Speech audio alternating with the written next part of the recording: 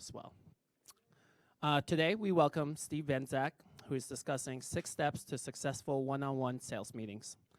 With 30 years of leadership and business development within family-owned, private equity-funded, and public enterprises, Steve is savvy to the challenges of owning and operating a business.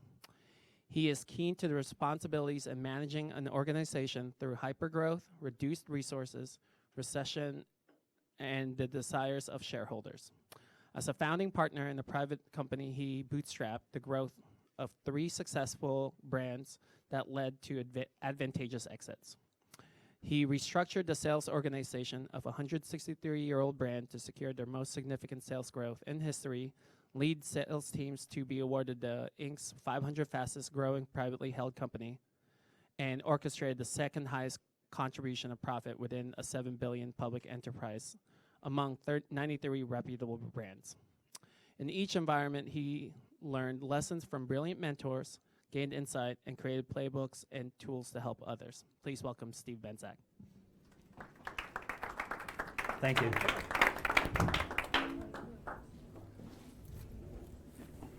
It's afternoon now. Good afternoon, everyone. Thank you for that warm welcome. I appreciate it. And it's for me, I'm back in my home neighborhood. So I'll talk a little bit about my background as we get going. But thank you to the University of Washington for the CoMotion labs. Incredible organization, and those of you that are taking advantage of that are blessed with that resource. It's quite amazing. I participate with a number of universities in regards to the business incubation programs that they do have. This is one of the top in the world.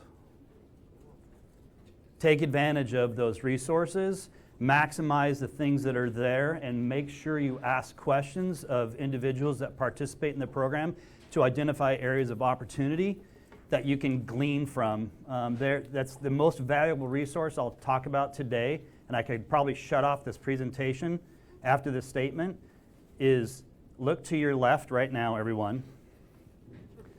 That's okay, you can look out the window. And then look to the right. People. Number one resource that you have access to are people. People with great ideas, people that have made massive mistakes that you can learn from. And growing up, I won't skip ahead, but just take advantage of resources, and most importantly, people that you have near you, and reach out to them. One of the most valuable things I ever did as a graduate out of a university was to reach out and start asking CEOs and presidents to lunch as a recent graduate. Blew their minds. I was asking them to go to lunch. Blew their minds. The amount of information I learned by asking them, how did you get to where you got, fueled my mind, gave me steps and a path forward, learning from them, but most importantly, inspired me. I found out that these CEOs inspired me. They motivated me to do things just by seeing what they've done and learning, most importantly, their mistakes, learning from their mistakes. So again, thank you, University of Washington, the CoMotion, and thank you to all of you for being here today. And our caterer today, it's Texas barbecue, and I would evaluate the brisket if you've had an opportunity. It's phenomenal. Thank you, Caroline, for arranging the lunch today. So 6 steps to a successful one-on-one sales meeting. You see I have a picture of a group sales meeting, or a group meeting per se. It's really critical to understand and think about who all has ever been in a meeting with multiple people where someone is called out and berated. Show of hands. Embarrassing not only for the individual that's berated, embarrassing for everyone else that's watching this happen, but most importantly, it should be embarrassing for that individual that's berating other people.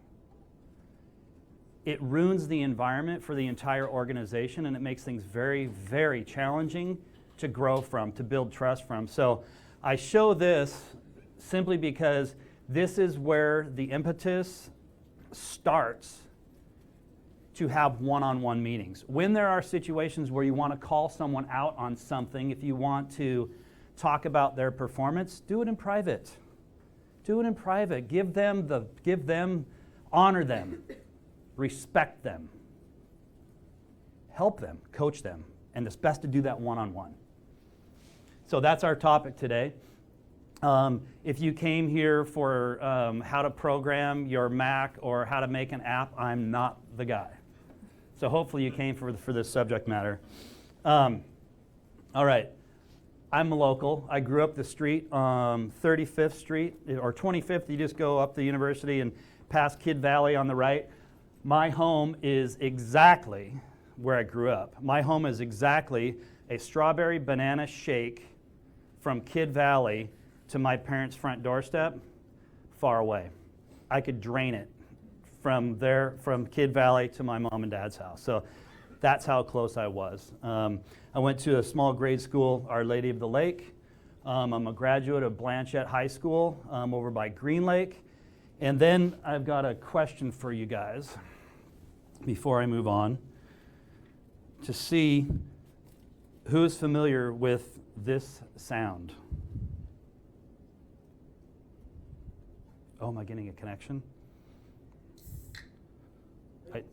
I tested it beforehand. Okay, I guess I'm going to have to do it by my voice. Okay.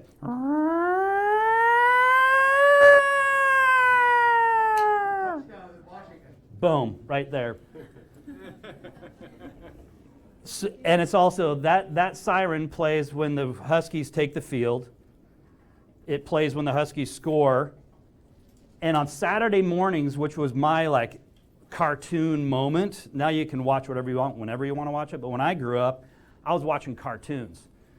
Saturday morning was epic for tunes. You know, it was awesome. You wait all week, you get up and you watch your cartoons. And I would also watch these old Army movies. These old Army movies about World War II. That siren is from an artillery base over in Bremerton for the munitions. And that siren itself was an air raid siren. So when I heard that, it always struck this fear in me of walking outside, and Boeing's here, right? Bill Boeing's. So Boeing is here, and I'm thinking to myself, wow, this is an air raid. So I had this deep ingrained feeling of fear, not of the Huskies, but of an air raid. And so that led me to make a decision when it was time to go to college to go across the state to Washington State University. Go Cougs. Great rivalry that we have. So a little bit of background there. I'm the youngest here on Santa's lap with my little hairdo that looked like the kid that wanted to be a dentist from Rudolph the Red-Nosed Reindeer. Youngest of 7, 3 older brothers, 3 older sisters. We all grew up just up the street. And now I am happily married, moving into my 23rd year with my wife. We met on our first day of work at a company here in Seattle. And happily married. We have 3 children, a 20-year-old boy, an 18-year-old daughter, and a 15-year-old son. So great, very blessed. So you're here for this, right? 6 steps to successful one-on-one meetings. So I'm just going to walk you through some things that I've found very effective, that I've gleaned from mentors, that I've gleaned from incredible individuals, that some have been amazingly successful financially. Some have been amazingly successful, blessed with families, and have a way of living that provides for their family, and they're happy. And I want to stress on that, and key thing there. So again, what we'll hit on today is style and frequency of successful one-on-one sales meetings. Come prepared. We'll touch upon that with the importance of being ready for a meeting. Converse. Do not interrogate. Avoid interrogations. There's a right place for those, and it's usually like with this light right in your eyes. I'm assuming. I've never been there, but it's that way. It's not comfortable, and now I'm blinded. Review performance against expectations. That's really critical. Identifying those expectations and then review the performance. Adapt your style. And then be clear with forward-looking expectations. So these are the things we'll touch upon today. We've got plenty of time to get through this. So everything starts with clear expectations. If you don't tell people what is expected of them, they'll never know what they need to do. You'll never know what to measure and how to coach them along the way. So this, to me, blew my mind. This was one of the proudest feelings as a father that I've ever had. One of them. But talking to my kids and their buddies, and they all have these longboards, and they rip around town all over the place, and you come home and they're in the driveway. I ran over one. Destroyed it. I never had to tell them about the importance of my expectations. My expectations were to put them away, get them out of the driveway, and everything's cool. It only took one damage to the board, but now I came home and I saw that, and I'm like, wow, that's pretty cool. Clear expectations. Sometimes it happens when something bad, adverse occurs, but a lesson is learned. No one's punished, but you have to build your own money back up to buy your own board. Wasn't my fault. My expectations were clear. My expectations were to put them away, keep them out of the way, have them safe. I accidentally ran over it. Wasn't my fault. It was an accident, but we talked about it, and important. Position profile. So this, again, the most important thing is as you work with people, and then what we're talking about is salespeople, there needs to be a position profile. There needs to be expectations that are delivered to them. You can't just say, come on, you're a great person, you go sell. No, give them clear expectations so they know what they're doing, and you can coach them along the way.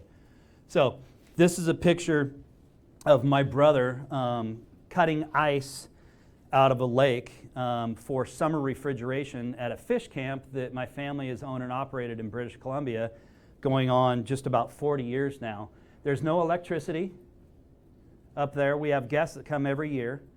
The way that they keep their perishables cold is with ice, old ice boxes. We have to have enough ice all summer long for all of the guests. Hundreds of guests that come through here with temperatures that range between freezing to 100 degrees. If we don't have ice, the guests that come up, food's spoiled, everything goes bad, right? Most importantly, as well, their beverages go cold, and you can't have a fresh ice cocktail at 3 o'clock, or whenever that might be. So the expectations, this role needs to be understood. It's the simplest type of thing to think about, but it's really critical. So expectations are aligned. In the picture, you'll see there over here, I think I've got a pointer. Here, this is a chainsaw that's actually cutting down into the lake to take out the blocks of ice. This person here on the snowmobile, or the sled as we call it, is pulling another sled per se, or a trailer, that has specific measurements. So the expectations are cut the blocks of a certain size so they fit in here in an organized manner, so that when we bring it to the ice house, we have a certain number that can be unloaded, and you can load it up and move on to the next scene. So the ice tongs only open up so wide. So the ice tongs, the ice block itself needs to be a certain size so that you can pick it up and move it onto the trailer and then put it into an ice house. So we need at times anywhere between 3,000 and 4,000 blocks of ice to go in here. Expectations, because we have guests, they need ice. This job needs to be done properly. Cut them the right size, put them in the ice house, certain many per layer. That's going to last us all summer long. So again, clear expectations. And that's very important with regards to any role or position that people are going to hire or to go to work for. If you work for someone that doesn't have a job description for your job, go make one and present it. Take the leadership, take the initiative, build the job expectations, build the job profile, go in there and say, this is what I'm going to do. What can I do better? Is this the right thing? Am I doing the right thing? What can I do differently? What do you want from me to deliver upon your expectations to perform. Take the leadership. Don't sit there and spin the wheels and, God, I can't believe I'm working for this person for doing this. Own it. You accepted the job. Own it. Set up clear expectations. So, anyone ever heard of an L10 meeting? Has anyone heard of EOS? Anyone here running a startup? Wow. Do you ever look, where do you go for advice? Advisors, investors for advice. I'm going to provide you with the Montana coffee bar, chocolate bar right there for the first answer there. Great answer. Great answer. Reach out, advisors, consultants. L10 meetings, I recommend this, and I'll show you guys all later, a book called Traction. It's written by Gino Wickman. Traction is based upon thousands of companies and the evaluations that were made from a father and a son that help businesses grow. Traction, it's what you got to get when you're building. Traction as a book is a step-by-step process on how to run and operate a business from an entrepreneur's perspective. L10 meetings are what I've utilized for a number of years now and are what I implement in different companies. They're pretty simple leadership 10 meetings. So with these, you cover in a meeting a win, a stuck, and a focus. So these meetings itself, pretty simple. And if I could grab you three right here real quick, if you could stand up, if you don't mind. We're going to be working for a company. We're going to be working for a company that makes those sirens for the University of Washington, and the other universities want them, okay? And we know we've got to build them, and we know that we've got to sell them. Here, come on, right side that in that line right on this side. They're going to on this side of the line, and join me over here. Cameras are watching you from Spokane, so they're here as well. So all I want to do is go around the horn real quickly. Tell me a win, something you did that you're proud of, whether it's personal or with our company that sells these sirens. Okay, and then we're just going to go around the horn. So, go. What's your name? Benosh. Benosh? Yeah. Benosh, how about a win from this last week? It was great. Yeah.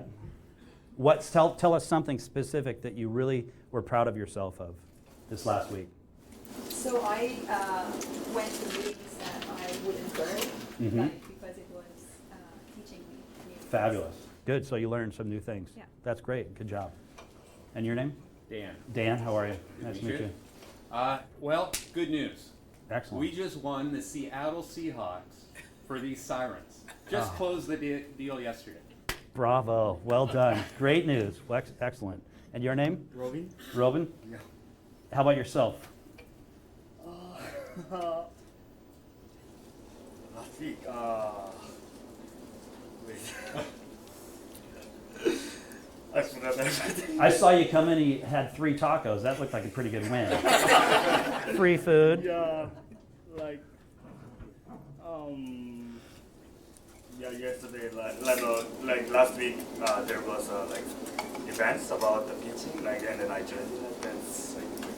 That's really good. Yeah. Excellent. Congratulations. That's it. Perfect. Thank you. Round of applause for these guys. And how about some elk droppings that you guys can share?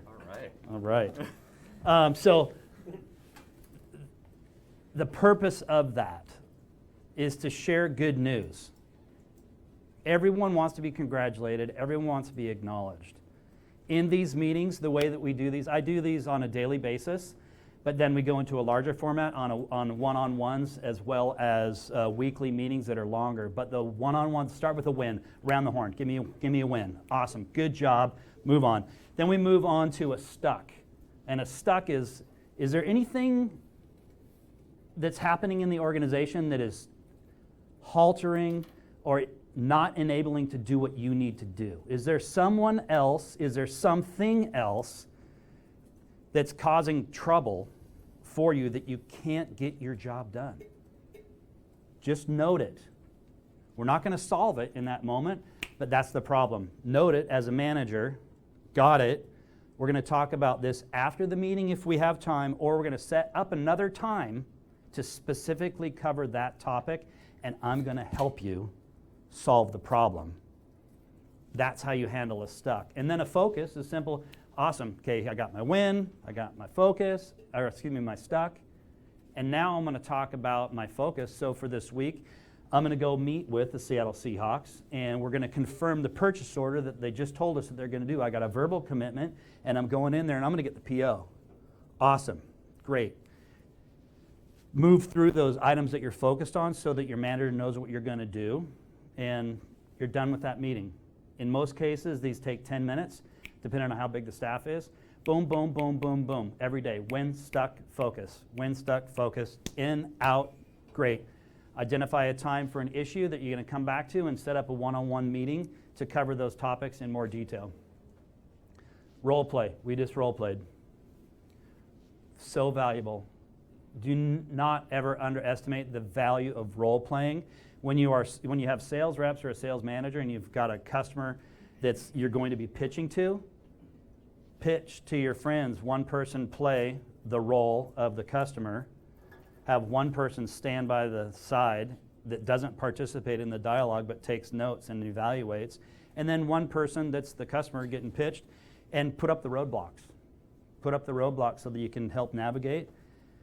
It's not the time to practice in front of a customer. You practice with each other so that you prepare for the game to do well. Talked about this, the one-on-one after the meeting, individual reports on progress. So when you meet with someone one-on-one, you want to help them. You're coaching. And so we'll touch about that a little more as we go on. Not only do you spend the time acknowledging that win in that meeting, if you have the time afterwards, come back to them and say, how did that go? Tell me a little bit more about that in detail. That's really cool. Great job. I appreciate that. Acknowledge those things. Call it out and do it often. But when you do acknowledge, be specific. Don't just say, hey, great job last week. Woohoo, good job. Okay, came to work, I went home. What did I do? Be specific. Oh, met with the Seahawks, locked down the deal. Cool. Get specific and let them know what you're acknowledging them for. Build leaders. Build leaders. There's nothing more valuable than seeing people that you've worked with. And again, many of you are younger, just getting into the workforce. I've been in the workforce for a little bit of time, and the beauty of that is watching people that I've worked with, and I've got some that are here today that have gone on to these amazing careers, and we've learned things together. And it's so cool when you have worked with someone, you see where they've gone in their careers, and some of the things that you learn together. Incredibly valuable. All right, 6 steps to a successful one-on-one meeting. I talked about the EOS. Again, it's the Entrepreneurial Operating System, and it's based upon over 10,000 independently owned, privately held companies and the processes that they learned and they evolved, they articulated, and it's in this book. I don't work for them, just FYI. Cover the win, cover the stuck, cover the focus. This is a document that oftentimes can be used in those meetings themselves. So again, if you look, this is straight out of the EOS workbook, so it doesn't follow all of my vernacular that I'll be utilizing or have. But they call the segue. That's kind of their win. And again, it can be personal. It can be personal, it can be business oriented. It doesn't matter, just a win. Share it with me. You start building up a relationship with that person. The ROC review, the way that they manage their business is in 90-day sprints, 3 months, quarter by quarter. Here's the objectives. They call them ROCs. Each person, maximum 3 to 5 ROCs is their responsibility. Your objective is to complete that ROC, toss it out during that quarter. And that's how they manage it in that particular vernacular of the EOS program itself.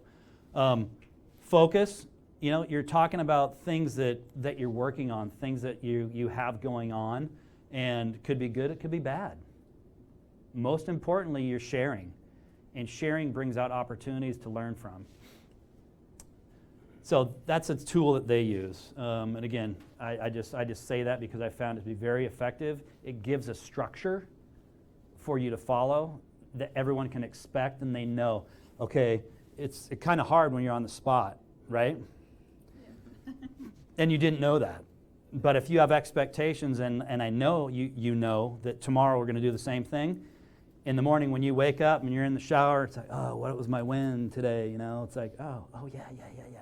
I'm going to tell everyone about the fact that, you know, I got the nerve up to not only say what I learned, but I'm going to share it with the rest of my staff. You know, and you do.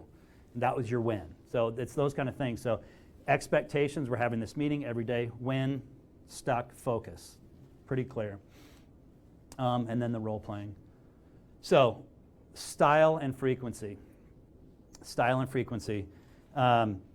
Some people are very rigid with their style. Some people are very free-flowing. Just work with it, and you'll evolve with your meetings as you go forward.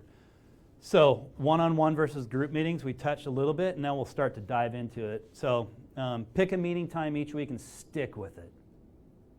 I have a client right now. They've been in business for 135 years. Their sales team they currently have has never, they've been there for one 6 years, one 10 years. The rest of them are right in the middle. They've never had a sales meeting. I told them that we were going to have a weekly meeting, and what we're going to do, when stuck, focus, blew their minds. I got a guy calling in on a Zoom call, and he's like, wow, so cool. I can't believe we're all talking together. It blew my mind. This is a successful company. They didn't have a process or a weekly meeting. It's like, okay, cool, weekly meeting, Wednesdays, 2 o'clock, Mountain Standard Time. They know it now, it's there. Really, really important to do that, and then stick with it. If you set a time and bow out, bad on you. You've lost credibility. And as I had a mentor once tell me, you have a 13-page booklet with everyone. Each time you disappoint them or break that promise, tear out a page, throw it away. You have 12 pages. That's a lot of pages, but if you start tearing out pages, that document gets thinner and thinner, and the fact of the matter is you're losing credibility and respect, which that's leadership. Keep it short and on the point. When stuck, focus. So again, dedicated time, eliminate the distractions. Thank you guys all. I don't see earbuds. I don't see people on their phones. You guys are giving me your attention, and I truly appreciate that. It's not that way all the time in my household. When, you know, I've got kids with an AirPod sticking out their ear, and they're listening to something while I'm having a conversation, and then later they go, oh, you told me to be somewhere, where? I'm like, yeah, I told you like 5 times. So I did the skateboard thing, but the earbud thing, I haven't accomplished that one as of yet. But remove the distractions, be present, be there. Dedicate that time to the individual, make them feel special, because they are. And if they're on your team, their performance is your performance. And if their performance is really critical to your success, do all that you can to coach them along the way. You hired them. It's your responsibility to give them clear expectations, measure and monitor that, and help them grow.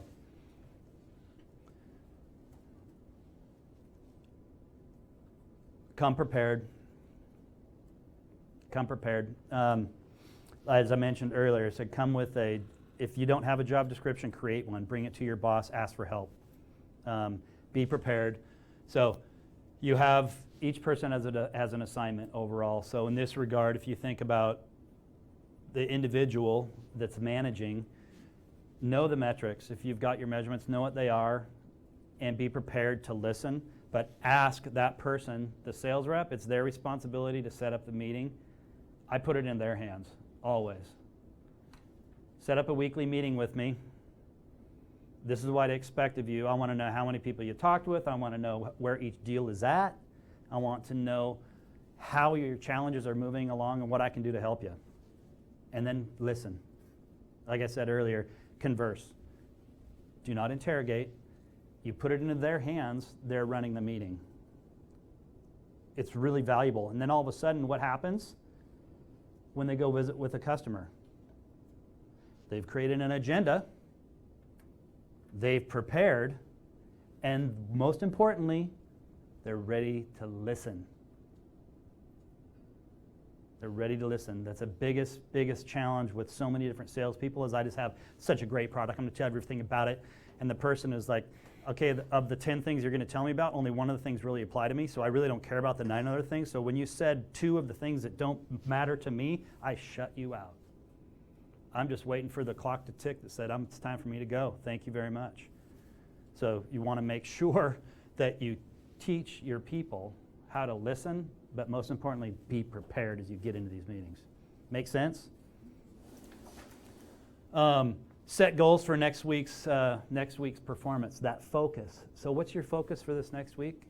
Cool. Not only did I go to the Seahawks, but I've got plans to go visit Western Washington University. I've got plans to go visit these guys. Whatever those things are, lay it out, know what it is. And then part of that process is, hey, you know what? I know someone else that might know someone in that organization. Cool, I'm glad you talked about that. Let me reach out to him, give you a hand, and see if you can at least say hello, have a cup of coffee with that person while you're there. Now, guess what? In that organization, more people are talking about your meeting than just you and that person you set it up with. So again, it just helps. CRMs.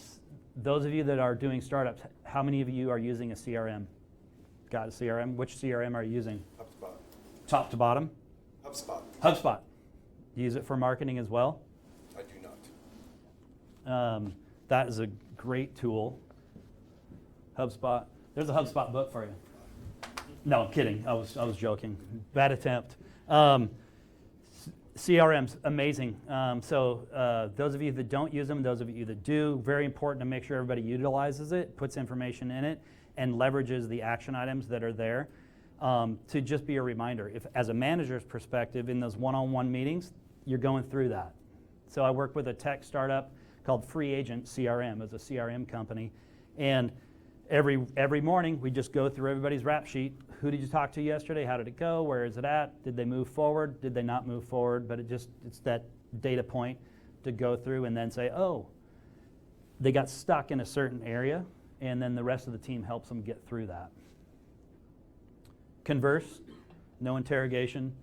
Set the right tone for the meeting. Gather information at the beginning, as we talked about, and then find out how you can help. Again, this is really imperative. I can't enforce that enough, and it took me honestly years to figure some of these things out because I knew everything. I've spent all the time with the customer. I knew what the customer needed, and I'd come back and it's like, well, this is what you need. But one of my mentors, the most important thing he said, if you're going to try and sell someone something that goes into their store, if you've never been in their store, don't sell them. Because now you're selling them. Hard to make sense out of that? You're selling, you're pushing, you're not just educating. I've never been in your store. My product's going to fit right in. Really? How do you know that? You go to their store and you talk to them, you look and see what's there. How can your product help them be more successful? How do you take away a pain, or how do you give them something more that's going to make their business more successful? And that, to me, is critical when it's go visit the store. Really important to understand that. It was, for me, I was like, wow, that led to my life of travel. And good Lord, I spent a lot of time on the road, and that's hard.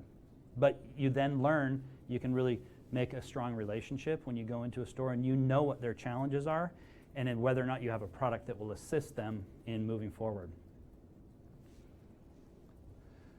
Review performance against expectations. So we talked about in the beginning, make sure you have clear expectations. Now it's time to review those things with those individuals one-on-one. There's a lot of sales managers that love to present everybody's performance in a group setting. There's elements of that are really important. There's elements of it that can be really embarrassing. But if you're coaching and you're helping them grow, most of those embarrassments start to decline because you're helping them grow their business and their confidence and their pride, and they'll teach other people.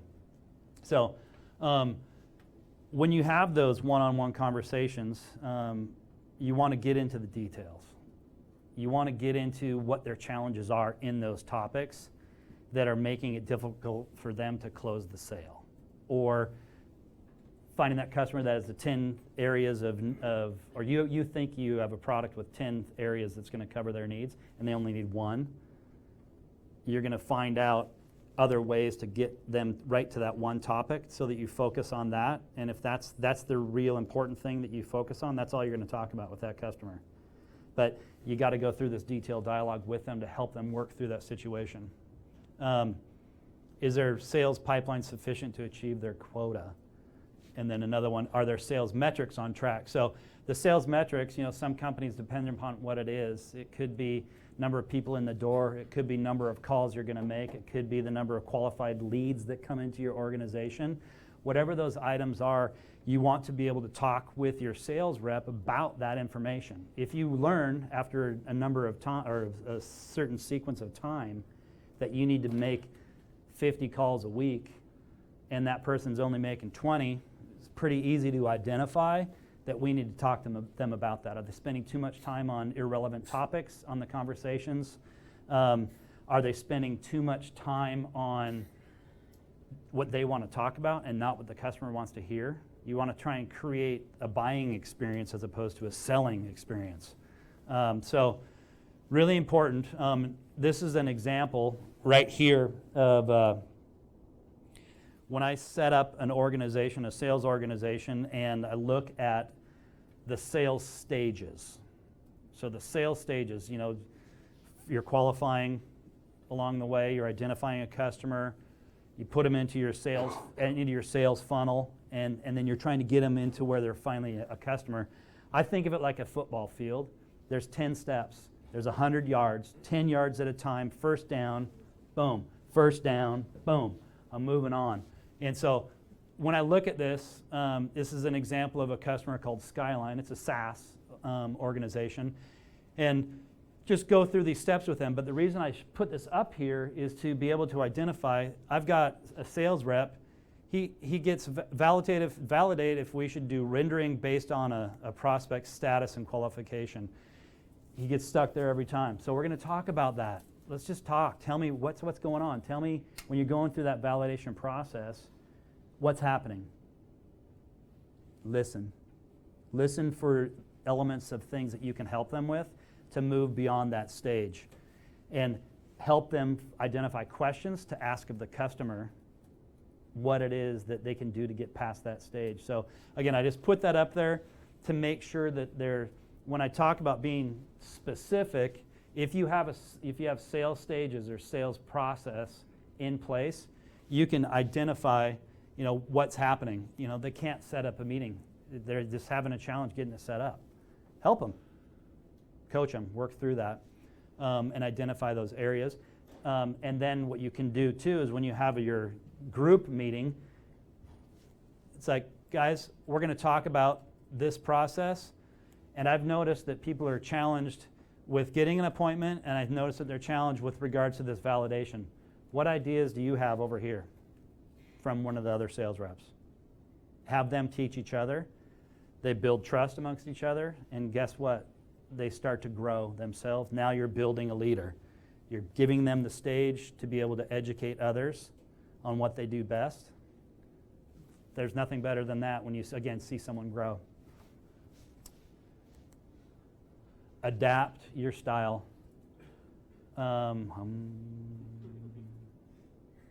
Mindfulness. If you think about the people you work with, everyone in this room comes from a different background. You all went through different schooling. You have different families, different cultures, different daily practices, different ways to find your own mindfulness. So be aware of that and recognize the fact that you may need to work differently with every person in the organization, and they're not all going to be wanting to follow your lead at times. That's when you involve them. Have them go through those challenges, have them lead the groups, have them be prepared for the meeting that they're going to lead. If you have a weekly team meeting, give that responsibility to somebody, rotate it. They know what to do. They know what to do. You've told them. You've taught them. These are your clear expectations. This is how the meeting goes. When stuck, focus. Cover details. Okay, take it away. Give them the opportunity. Build leaders. Language style. This is my style. Take it or leave it. But it's done me well. I enjoy it. It's what I am. It's authentic, and I'm not going to change for that. I don't alter, other than when I do go to the South. I do talk a little slower, and I think they appreciate that. They laugh at me, so that's part of the fun. Use assessments. Who out here has used Myers-Briggs assessment or DISC assessments? You have. Effective? Oh, yeah. Excellent. These tools, DISC assessment, if you're not familiar with a DISC assessment, it's pretty simple, the acronym: dominance, influence, conscientiousness, steadiness. So you can go through a pretty simple test and come up with what your personality is like, how your behavior is, how you like to learn, what type of personality you carry out through your day-to-day operations in a meeting. Incredibly valuable to identify the way that people listen, the way that people learn, and how you can work with them more effectively. Has anyone heard of Crystal? Anyone? Who's on LinkedIn? Lots of people. Crystal is a plug-in tool. It's SaaS. It's a $30 monthly subscription that plugs into and works through Google on LinkedIn. It'll spit out a DISC report on every single person that you want. Yeah, very valuable. Exactly. Exactly. Amazing.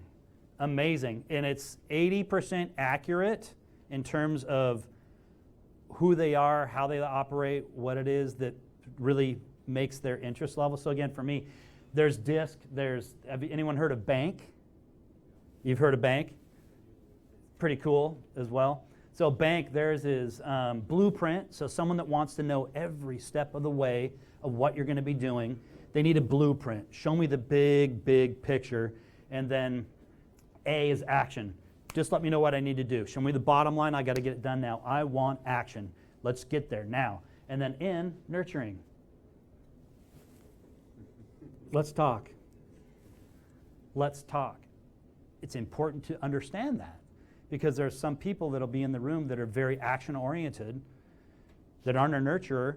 You're going to find out how you need to work with those people together. And if they're on that same team, let's find out how we can marry these things together. And then K on Bank is knowledge. This person they're the smartest person in the room. And believe me, that is not me. There are way smarter people, whether that's scholastically, career-wise, or whatever, just they're brilliant. Let them know that. If you've got the best running back in the country, give him the ball. Give them the ball. Let those people know they're brilliant. What can I learn from you? Teach me. Going back to the most valuable resource, look to your left, look to your right. Brilliant minds. Learn from them. So anyways, awesome tool, Crystal, check it out. You can do it for free. You can do 9 assessments for free right out of the gate. So it's pretty cool. Myers-Briggs, again, a little bit more detail going into a lot more psychological elements of what people's personalities are like and how to work with them. And the larger the corporations, in most cases, or the more well-funded, the more these tools are used. And they're incredibly valuable. You can identify exactly how to manage a person based upon your personality traits that you have and theirs. Different ways to work with them. They're really, really valuable tools. Highly recommend them.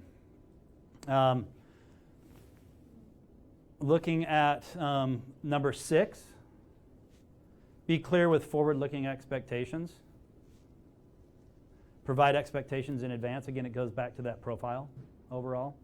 And then those weekly meetings in one-on-one. This is what I expect of you. If that person is not hitting their goals or objectives, okay, let's figure out why. Why not? How can I help you? What is it that needs to be done? The best part about those one-on-ones is you might find out that someone just had something really tragic happen in their lives. They may be action-oriented. They don't want any nurturing, but you know what? When you sit them down and you find out that something really detrimental happened in their lives, you got to appreciate that, and you got to acknowledge that, and you got to say, you know what? Don't worry about what you need to do this week. We're here to help you. We've got 4 other people here.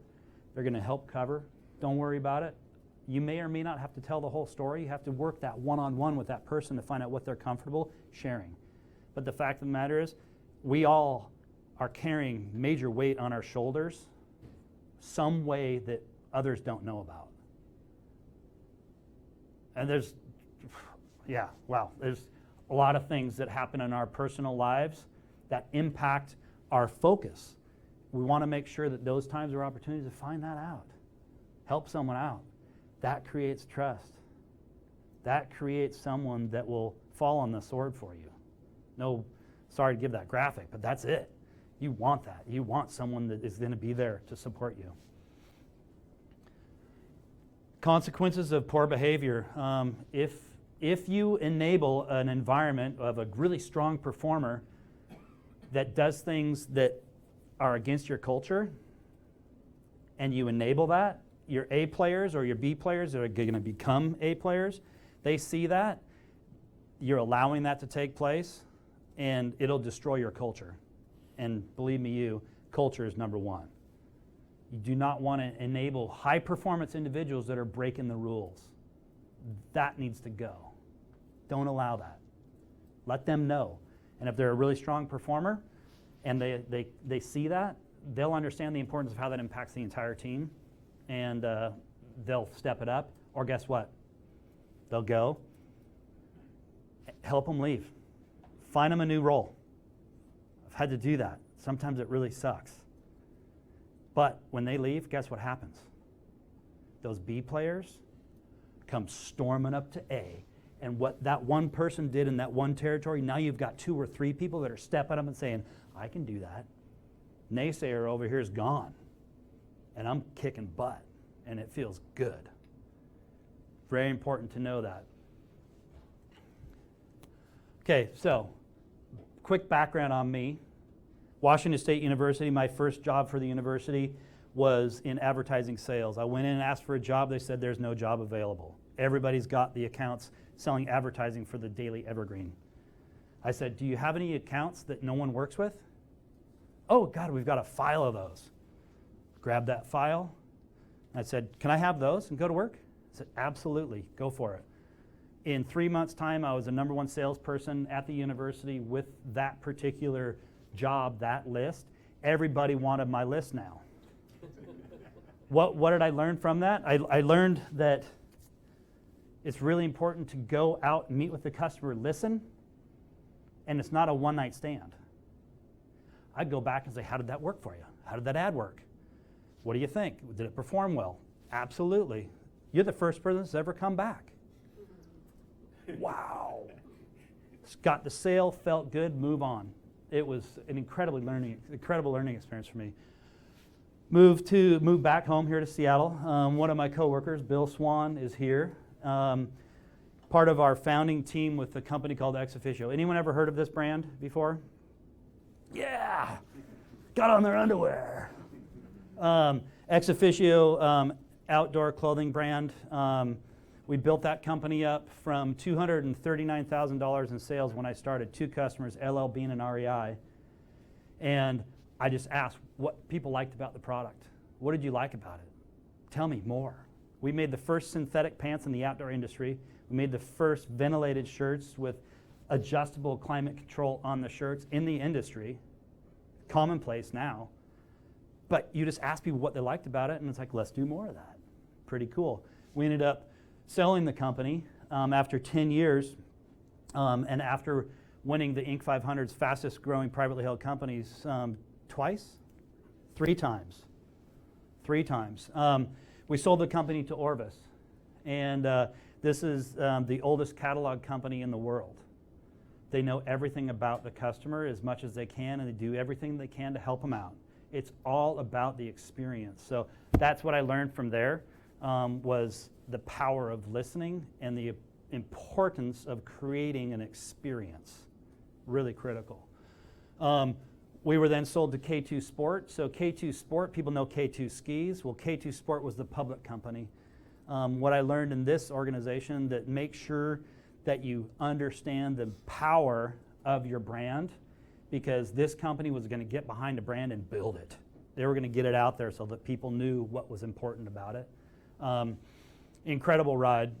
It was a $2 billion company while they acquired us, and we grew to about a $5 billion company at that time. Brand grew significantly. Now I'm part of a public company, private family held, now a public company, and now there's stuff that's going on, these things are out of my control. And you're thinking so quickly about what you can do to make things better. But the good part about that is there's all sorts of stock opportunities. So, it was one of those things where if this is bad over here, well, this is kind of good over here. So, you take your punches on certain things and realize that there's opportunity. But great example of an operation that leveraged process. What can we do with this brand that's working for these other brands that we own in Europe?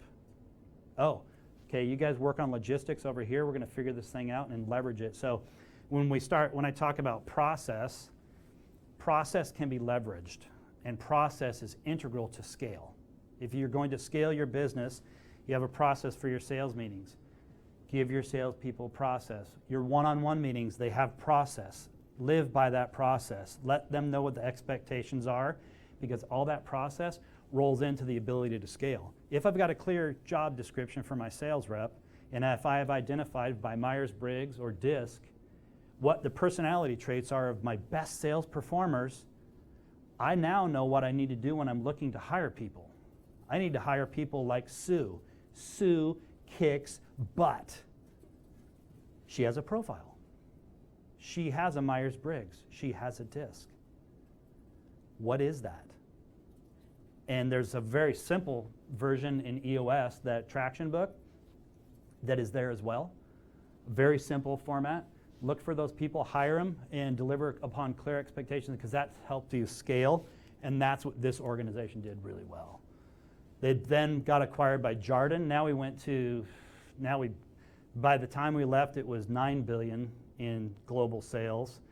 Our little brand, little ex officio brand, was number 77, and I think there was 97 or 99 brands overall in that. Crockpot, Rawlings, Diamond playing cards, Diamond matches. I mean, there was just a slew of brands in this group. We were number 77 in profitability.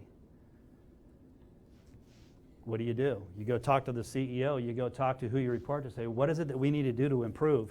Oftentimes they just tell you, like, rip out that part of the business. It's like, I can't do that. That'll destroy this part of the business, because I knew our business. I knew what mattered most. If we tear that out, it's going to destroy the brand. What else can we do?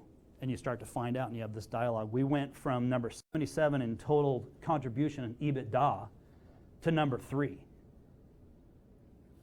That's massive improvement. And why? Because we had a kick-ass team that everyone knew their expectations, everyone knew their role. We drove that business, and we drove it on our culture. And everyone wanted to win. Everybody supported each other. Everybody trusted each other. And that was a good thing. That was a really good thing. Over here, despite our best year and our highest increase in EBITDA and profitability, I became a number. And as the general manager of the company, HR department showed up and they said, guess what? Today's your last day. And I'm like, 22 years, 4 different owners, 1 brand. Today's my last day. Our best year ever. Today's your last day. Can I ask why? Sure, you can ask why. We're just making a structural change. Okay. So anyways, I went over, I moved to Bozeman, Montana. And in Bozeman, Montana, I went to work for Sims Fishing Products. I worked there for 3 years. We sold the company, and it was an incredible experience. I volunteer with these organizations, the American Fly Fishing Trade Association, the International Fly Tackle Dealer Association. I run their trade show. I was telling Caroline before the meeting today that we did the first non-single use plastic trade show in the country in Denver last year. And we reduced the garbage for the Denver Convention Center by 66%. Great. Awesome. Were they happy? We forced them into doing it, but were they happy? Oh my God, yes. Did it save them a ton of dough? Just because of our belief. Yes, sir. Any comments on the shrink of the trade show business because of internet, e-commerce? Any comment on the shrinkage of trade show industry for? Because of the e-commerce, the internet. And Oh, the a lot of trade shows have no traffic. a lot of trade shows are going downhill because there's a different level of experience in which people can go out and get instead of a trade show. I'll come back to that afterwards if you want to talk about more in detail on that one. I joined this group called Sales Acceleration. There's 110 advisors across the United States, and the minimum level of experience that someone has in an executive sales leadership position, not a sales manager, but a VP of sales, is 25 years. That's a group I'm with, and I started this company, Equity Catapult, 2 years ago, and what I do is I advise small business owners on my mistakes, help them avoid those, and help them grow by setting up structure, sales process, and the ability to scale growth. And that's what I do. Crystal, take a look at it. Traction is the book I talked about. If you haven't read it, get it. It's really good. And it's a step-by-step process on how to run an organization. It's really exceptional. Hope realized. Who reads Forbes? Here you go. Forbes rated this book #1 for business owners this last year. It's a very simple little book, and it's written by the founder of Sales Acceleration. It's a fable. It follows the story and path of an entrepreneur, the challenges that they have, and how they can grow. I'd say questions, but I talk too much. Questions. Thank you for your time and focus.